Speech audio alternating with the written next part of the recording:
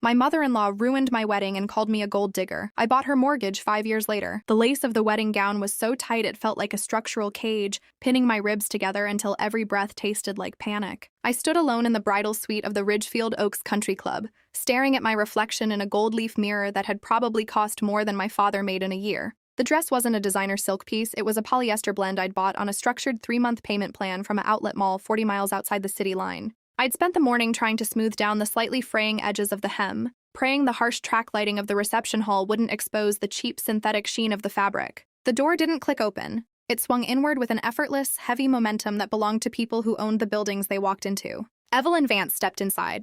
She didn't look at my face, nor did she look at the vintage pearl hairpins my grandmother had passed down to me. Her eyes dropped instantly to the floor, landing squarely on the crumpled plastic garment bag from the outlet mall that lay discarded near the vanity. A microscopic line formed between her perfectly manicured brows, the absolute limit of her emotional expression. Without saying a word, she crossed the room, her silk daytime trousers making a soft, rhythmic hiss against the hardwood. She stopped just inches from me, smelling faintly of expensive French lavender and old cold money. She reached into her leather clutch, pulled out a crisp, unblemished $100 bill, and slipped it directly into the lace cuff of my sleeve, patting my arm with a terrifying, synthetic warmth. "Do try to keep yourself together, Sarah," she murmured, her voice a low, melodic purr that had been honed through decades of board meetings and charity galas. "My son is a sentimental boy, but sentimentality has a very short shelf life in our circle. If you play your cards right and don't make a scene today, Julian might actually let you keep the silver set after the inevitable paperwork is filed. Think of this as a little buffer for the transition." Before the ice in my chest could melt into words, she turned on her heel and glided out, leaving the door ajar just enough for the distant, mocking sound of the jazz quartet downstairs to bleed into the room. The reception wasn't a celebration. It was an execution disguised as a high society luncheon. Julian sat beside me, his smile bright and fragile, looking every bit the golden boy heir his mother had raised him to be. He was 26, a junior analyst at his family's private textile firm, and completely oblivious to the rot beneath the surface of his own life. When Evelyn stood up to give her toast, the entire country club went so quiet, you could hear the ice melting in the crystal tumblers. She raised her champagne flute, her diamond rings catching the midday sun with an almost blinding glare. She didn't look at Julian. She looked directly down the length of the head table, her gaze pinning me to my rented chair. "To Sarah," Evelyn said, her voice echoing flawlessly through the vaulted hall. "A young woman of truly remarkable ambition. It takes a unique kind of focus to rise above one's station so quickly, and we are all simply fascinated to see how long that drive lasts before reality catches up. Let us toast to her resourcefulness." A polite, freezing ripple of laughter tittered through the room. The local socialites exchanged knowing glances over their salmon tartare. Julian just laughed, pouring himself more wine, entirely missing the venom dripping from his mother's mouth. To him, it was just a quirky old-money compliment. To me, it was a brand. She had just labeled me a low-class gold digger in front of every person who mattered in that county, and she had done it with a smile. The marriage didn't last 6 months. It didn't even survive the first real financial storm. That winter, the Vance family's primary commercial real estate holding took a massive hit after a major tenant backed out of a 20-year lease. The family wasn't bankrupt, but for the first time in Evelyn's life, cash flow became an issue. The corporate credit cards were restricted, and the lavish monthly allowances Julian relied on were temporarily frozen. I remember the exact night the illusion shattered. We were sitting in our rented townhome, which my small salary as a junior logistics clerk was currently paying for, when Julian threw his phone across the room. His face was twisted into a petulant red mask I'd never seen before. "My mother says we need to cut costs, Sarah," he spat, pacing the floor like a caged animal. "She says your little salary doesn't even cover the country club dues she's been subsidizing for us. She thinks you're a drain on our resources." "Julian, I pay the rent here," I said, my voice remarkably steady despite the pounding in my ears. "I bought the groceries. Your family hasn't given us a dime since the wedding. I'm the only one working 40 hours a week while you wait for your inheritance to kick back in." "Don't you dare talk about my family's money like that," he snapped, turning on me with a cold, aristocratic fury that mirrored his mother's perfectly. "You wouldn't even know what a 40-hour week looked like if you hadn't crept into my life. My mother was right about you. You saw the Vance name and thought you'd struck a vein. Well, the vein is dry for you." 2 days later, I came home to an empty house. Julian's clothes were gone, his leather bags cleared out of the closet. On the kitchen island sat a legal folder from Vance Sterling and Associates, the family's preferred law firm. Evelyn had personally overseen the divorce paperwork. Because I had signed an incredibly dense, multi-layered prenuptial agreement in the chaotic week before the wedding, a document Julian had pressured me into signing just as a formality for the trust funds, I was entitled to absolutely nothing. Worse, the joint checking account we had opened to pay for our shared expenses had been completely cleaned out. Julian had withdrawn every single dollar of my saved salary to pay off his personal credit card debt before moving back into his mother's estate. I sat on the kitchen floor of that empty townhome, staring at a bank balance that read exactly $4.12. My credit score was ruined because Julian had failed to pay the car leases he'd put under my name, and my reputation in the town was completely shredded by the rumors Evelyn was actively spreading through her charity circles. I was the girl who had tried to grift the Vance family and failed. I was the gold digger who got caught in the trap. I didn't cry that night. The tears wouldn't come. Instead, a cold, clinical weight settled deep inside my chest, displacing the girl who had believed in love matches and emerald silk dresses. I looked out the window at the gray Connecticut drizzle, and I realized something that would change the trajectory of my entire life. The Vance family didn't love money because of what it could buy. They loved it because it was a weapon that allowed them to make other people feel small. And I decided right then, on that cold linoleum floor, that I was going to learn how to shoot. I didn't stay in Connecticut to be the punchline of Evelyn Vance's Tuesday bridge games. 3 weeks after the divorce papers were finalized, I packed everything I owned into 2 cardboard boxes, caught a midnight Greyhound bus, and moved to Chicago. I didn't have a safety net, I didn't have a reference letter, and I didn't have a home. What I did have was a sudden, absolute immunity to shame. I managed to rent a room in a dilapidated 3-bedroom apartment in the Pilsen neighborhood, sharing a single bathroom with 2 strangers who worked the night shift at a local bakery. The room smelled permanently of yeast and old radiator steam, but to me, it smelled like an empty ledger. It was a space where nobody knew my name, nobody knew my ex-husband, and nobody cared about my background. I landed an entry-level job at a mid-tier debt collection agency near the Loop. It wasn't prestigious. It wasn't the clean, glass and steel world of high finance Julian used to talk about while drinking scotch on his mother's patio. It was a loud, windowless room filled with 50 people wearing headsets, staring at screens flashing red numbers, calling people who couldn't pay for their medical bills or their credit card balances. Most people quit within 3 months. The emotional weight of listening to desperate voices on the other end of the line broke them. But for me, the room was a laboratory. While the other collectors grew frustrated or angry, I became silent. I studied the algorithms of debt. I learned how banks assessed risk, how regional credit unions bundled their bad loans, and how quickly an individual's entire life could be reduced to a single discounted line item on a spreadsheet sold to the highest bidder. Within a year, I wasn't just hitting my quotas, I was rewriting the agency's negotiation scripts. I realized that people didn't pay because you threatened them. They paid when you understood the exact mechanics of their financial fear. I watched how major credit institutions would write off millions of dollars in outstanding balances just to get a guaranteed 5% return from a third-party buyer. You have an unnatural mind for this, Sarah. My manager, a cynical man named Marcus, who had spent 30 years in the trenches of bad debt, told me one afternoon. He laid a thick folder on my desk. You don't get emotional. Most people see a name and a tragedy. You see the discount rate. Tragedy is just unmanaged risk, Marcus, I said, not looking up from my monitor. My fingers moved across the keyboard with a steady robotic speed. If the banks don't care about the story behind the signature, why should I? There's a boutique asset management firm on LaSalle Street, Marcus said, leaning against my cubicle partition.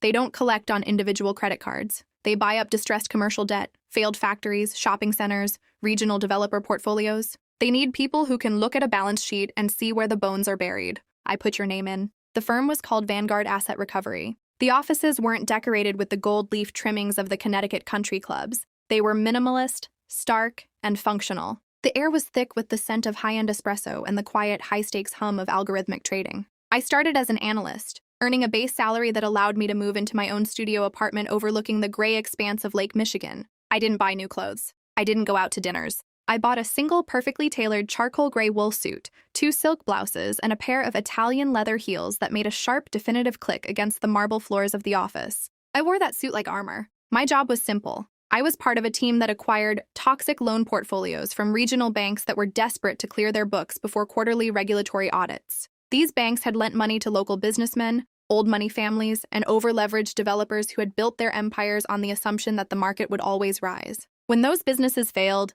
the banks were stuck with mortgages and commercial loans that were costing them more to litigate than they were worth. Vanguard would step in, offer the bank 20 cents on the dollar for the entire bundle, and take legal ownership of the debt. From that moment on, we didn't just collect payments. We owned the properties, the equipment, and the personal guarantees of the people who had signed the paperwork. I excelled because I knew exactly how arrogant people behaved when their money started to vanish. I knew the specific type of denial that kept old money families hosting lavish dinner parties while their corporate bank accounts were overdrawn. I knew how they would hide assets, how they would lie to their accountants, and how they would treat the bank's collection notices with the same condescending dismissal Evelyn had treated my wedding dress. By my 4th year at Vanguard, I was promoted to Managing Director of Residential and Light Commercial Acquisitions. I had a team of 6 analysts reporting to me, and my signature was required to approve any purchase over $5 million.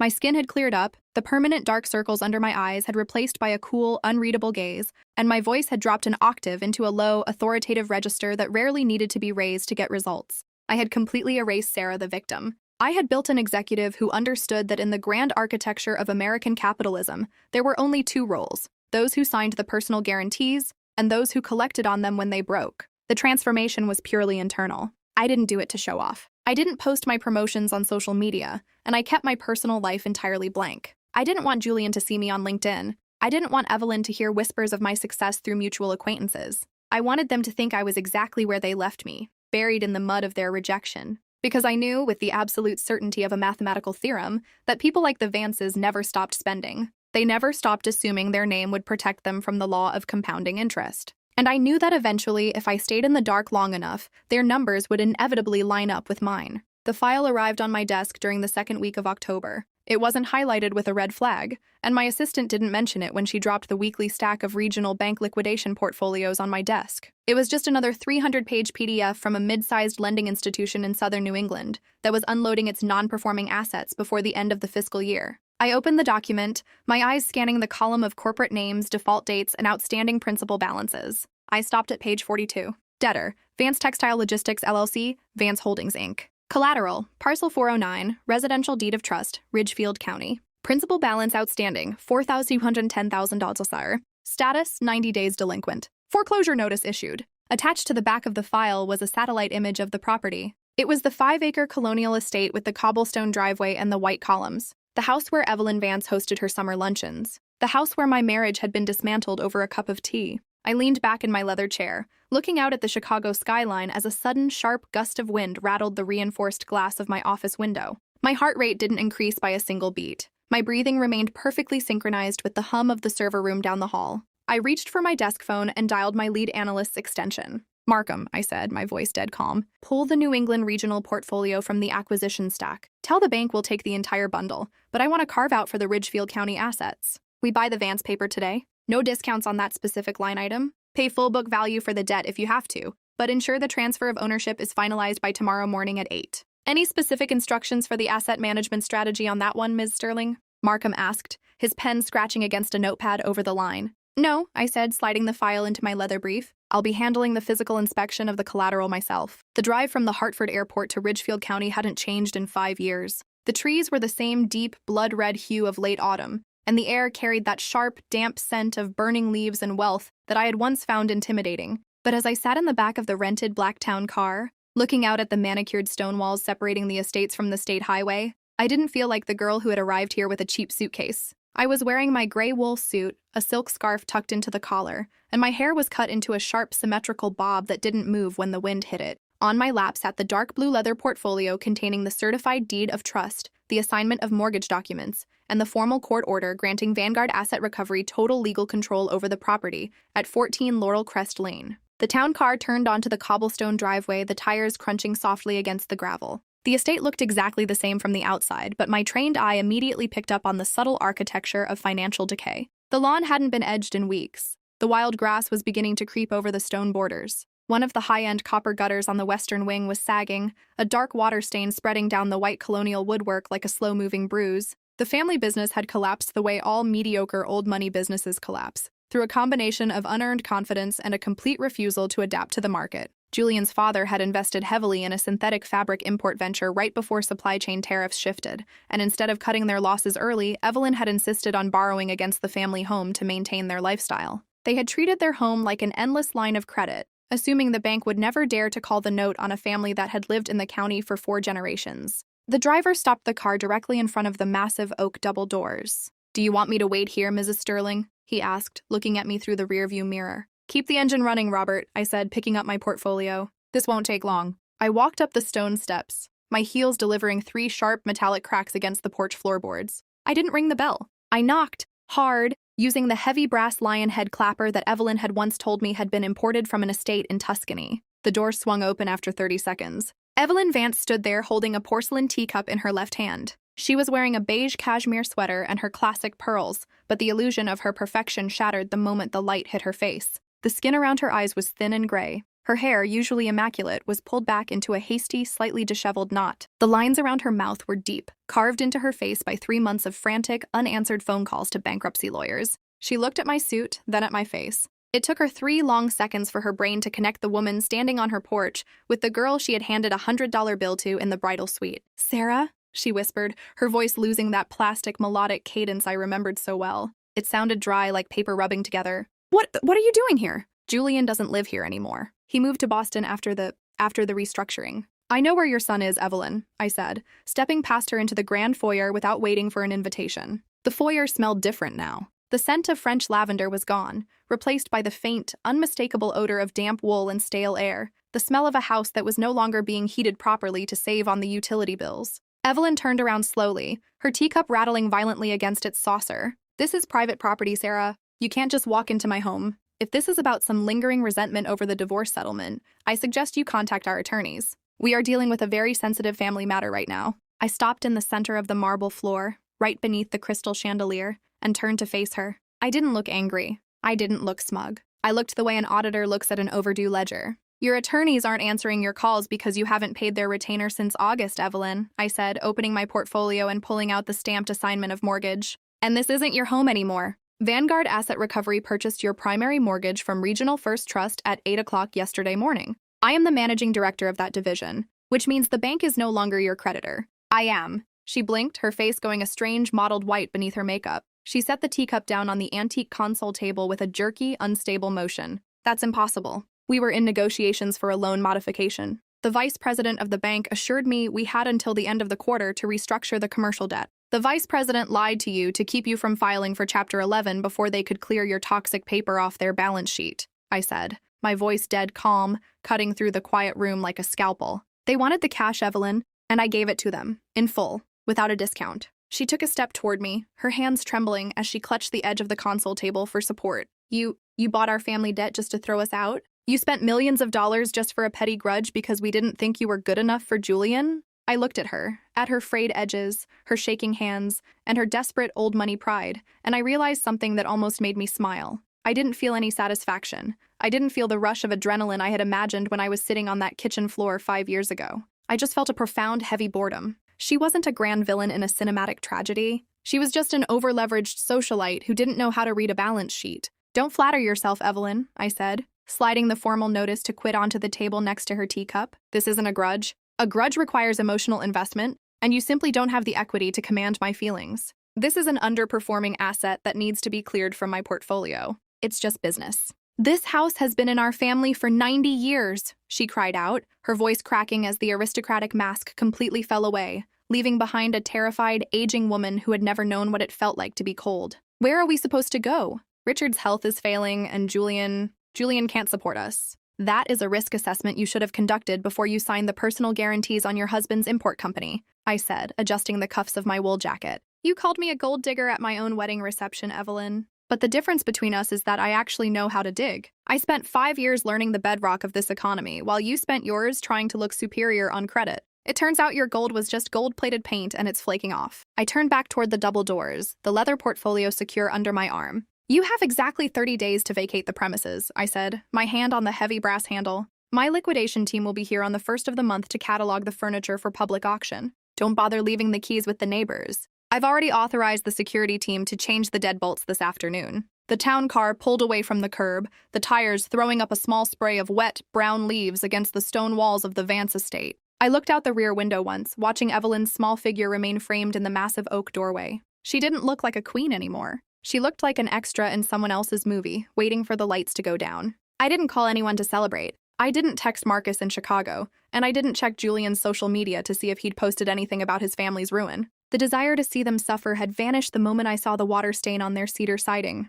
When you finally achieve true leverage over the people who broke you, you realize the most brutal truth of all. Their destruction doesn't give you your time back. It just confirms that they were always smaller than you thought they were. The town car merged onto the interstate, heading back toward the Hartford airport. I opened my laptop, the screen illuminating the dark interior of the car with a cool blue glow. I had 3 more acquisition folders to review before my flight landed in Chicago: a failed retail development in Michigan, a defaulted logistics park in Ohio, and a portfolio of non-performing residential mortgages in suburban Indiana. My assistant's name popped up on my internal messaging app. Markham, the Vance transaction is officially closed on our ledger, Mrs. Sterling. The regional bank has confirmed receipt of funds. The county registrar has recorded the transfer of deed. What are your instructions for the property listing? I stared at the blinking cursor for a second, my fingers hovering over the keys. 5 years ago, I would have thought about turning the house into a low-income housing complex or selling it to a commercial developer just to spite the neighborhood association. I would have wanted to leave a scar on the land they loved.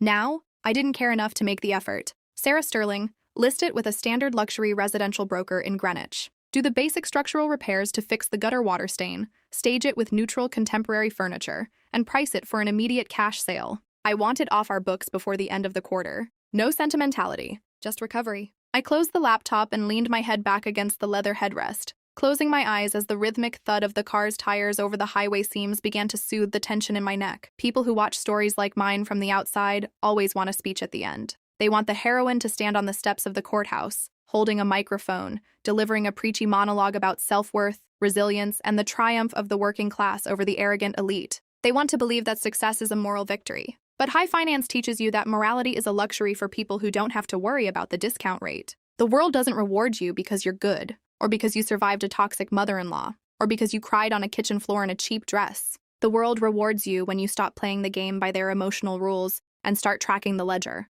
Evelyn Vance hadn't lost her home because she was cruel to me. She had lost her home because she had ignored her debt ratio while trying to maintain an illusion of power. And I hadn't won because I was a better person. I had won because I had spent 5 years turning myself into the person who owned the debt. The car arrived at the terminal 20 minutes ahead of schedule. I checked in, walked through the premium security line without waiting, and took my seat in the quiet, carpeted sanctuary of the first-class lounge. I ordered a single cup of black coffee, tasting the bitter, hot liquid as I looked out through the floor-to-ceiling glass at the jets taking off into the gray New England sky. My phone vibrated in my pocket. It was an automated alert from my personal brokerage account, confirming that my quarterly bonus had been deposited and cleared. The numbers were large, clean, and entirely mine. They didn't come from a trust fund, they didn't come from a husband's allowance, and they didn't depend on anyone's approval. I didn't look back at Connecticut as the plane lifted off the runway, tilting its nose toward the west. The clouds swallowed the landscape below within seconds, turning the rolling hills, the country clubs, and the colonial estates into a blank, featureless white sheet. The view wasn't beautiful because of what was below me. It was beautiful because there was absolutely nothing left in my way.